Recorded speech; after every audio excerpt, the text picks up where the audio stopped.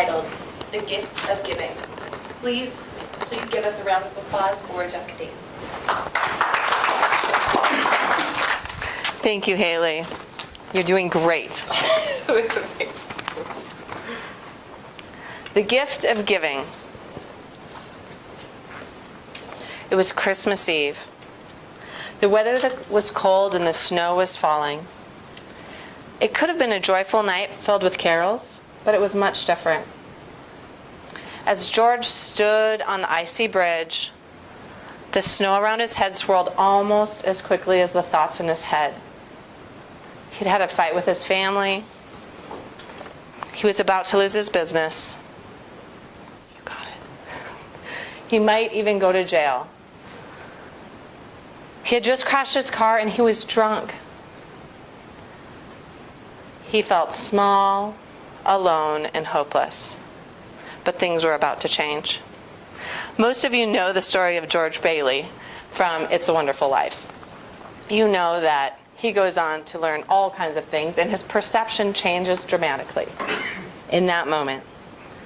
It was a staple in our house as long as I can remember. And as a teen, I really didn't get it. I thought, yeah, great, he didn't commit suicide. That's awesome. But he gave up everything he ever wanted. Do I have to go out into the world as an adult and do that? That didn't look appealing, and I didn't really get the point of the story. But as I was looking at it this morning, in regard to gift giving, it really changed my perception of that story. It showed me how, in giving all those gifts he gave throughout his life, he actually was the one who was getting the greatest gift. And in fact, the story that the movie's based on is called The Greatest Gift. So today I want to talk to you about why we give and how we give, and how as the giver we are actually receiving the greatest gift. First, why we give. Honestly, had I given this speech a couple of years ago, I'm not sure what I would have said, but I know it would have been much different than what I think today. I might have said, we give to celebrate the season, because people expect us to give gifts, maybe to boost the economy. After all, it was only a couple of years ago they were scaring us about the economy. I'm not 100% sure, but I know my perception has changed, much like George's perception of his life changed throughout that movie. So the first reason that I give is because it relieves a sense of lack. When I feel least financially secure, my first instinct now, it never used to be, is to give someone money. Because I know when I give up that money that my heart and my brain are saying, you don't have enough of, you don't have enough of.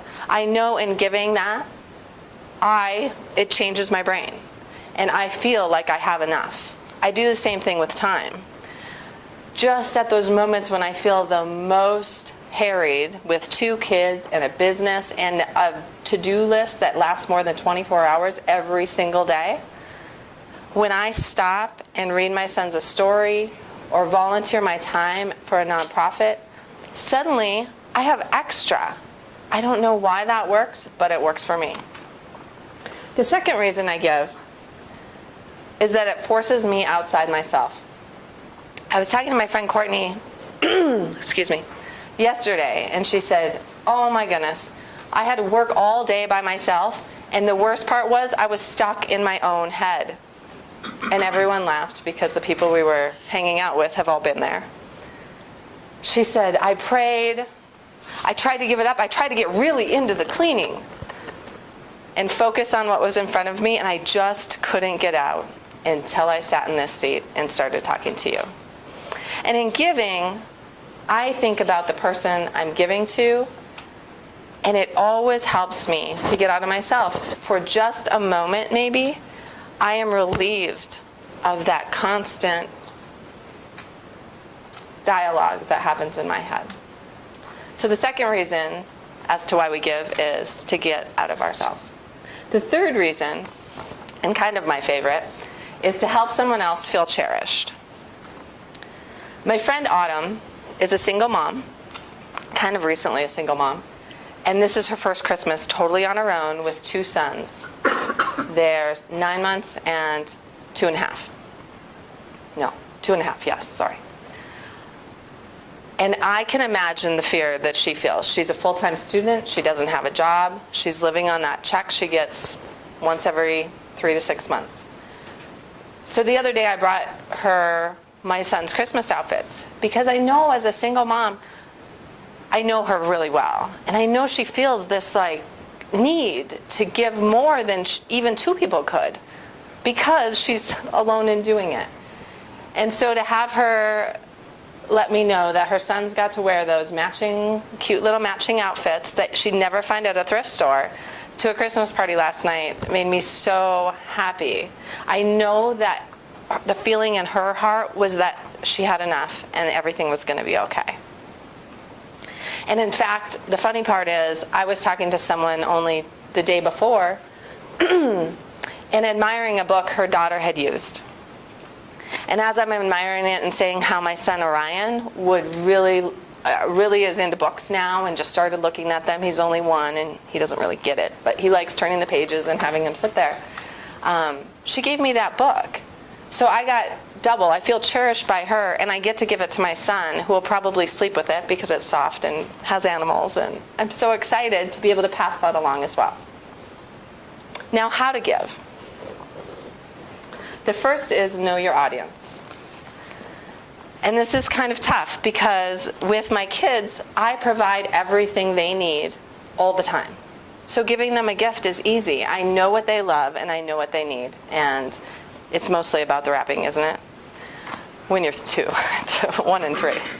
But as my sisters and I have grown older and my parents have grown older, it becomes harder and harder to figure out what is going to be meaningful to them and show them just how much I care for them. So I started early this year. In April, I had a road trip with my mother-in-law. My mother-in-law loves talking, and I was a little nervous that I would want to zone out during the 14-hour ride. You might think I'm crazy for that statement alone. But during that trip, my goal was to talk to my mother-in-law and ask her questions, because that would help me to be giving her a gift in that situation, as well as putting me in control, which, of course, I always like to be in control. So halfway through the trip, I was really running low, and this was only in one direction. We're driving a long ways. And I thought, oh my goodness, what am I going to talk about next? And I thought, we never know what to get for Christmas. I'm going to start asking questions that will give me clues to what to get her for Christmas. And I didn't ask, what do you want for Christmas? Because it was April. I mean, of course. And also, I didn't want to clue her in. But I started asking her questions about her likes and her dislikes. It gave me really hours of material to talk about. And it was a lot of fun. And I actually did get the list of things that I want to get her. And they're all reasonable. And I feel so excited to give her these gifts this Christmas because I know that they're things that she loves. The second reason for giving gifts for me is to give without expectation. I think it was maybe around wedding season, and it probably goes around every year during wedding season, about thank you notes. Oh, thank you notes give me heartburn. I remember having to write a thank you note to every single person who came to my graduation. And I remember it was not pleasant. It wasn't pleasant for me. I wanted to give the gifts back. I mean, having my mom stand there and watch me, and it was horrible. And in fact, for my wedding, I didn't. And it's not that I don't appreciate those gifts. I love them, and I love the people who gave them to me. But I am not the person who can write a thank you note. And maybe one day I will be. It's something that I wish I could do, and I just am not able at this time. It doesn't mean I don't appreciate it. So what I have come to embrace is giving without expectation. And that can even get stretched further. One time, I knew a lady, and she was struggling in her life. She was really having a hard time. And she called me from Walmart and said, I don't have enough money for my prescription. Can you bring me $10? And I didn't know her that well. And I knew she had a drug problem. And I immediately said yes, because $10, I can give you $10, no big deal. Easy. And then I thought, what if she buys drugs? I don't know. I can't control what she does with that money once it's in her hand. And I started to panic. And then I decided, It's not my job to tell her what she can or can't do with that money I gave her. And it made my life so much happier because there's people standing outside Walmart all the time that I don't know that I like what they do with their money. But it doesn't matter because I can give it to them and they get to choose what they do with it. Giving without expectation. And the final thought I have in how to give is to give every day. I read a story last Christmas time about a woman named Cammie. She was 33 years old. She got married a week before her diagnosis with MS, and she was devastated. She got an unusual prescription from a friend that said, give a gift every day for 29 days and write about it. Don't necessarily tell the person, don't brag about it, just write about it for yourself so you remember. And she forgot a few times and had to start over, and after she completed 29 days in a row of gift giving, she had changed her health, improved her health. She had drastically improved her happiness. And she had started a worldwide trend to do this. She wrote a book about it, and last year I tried hard to do it. I think I got to 15.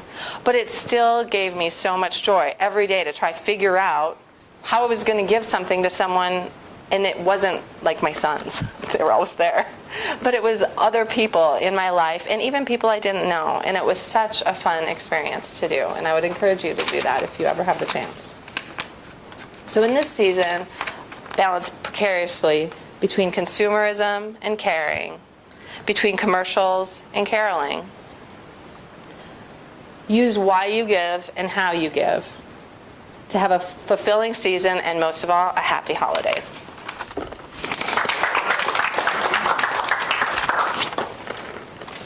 Thank you, Jessica.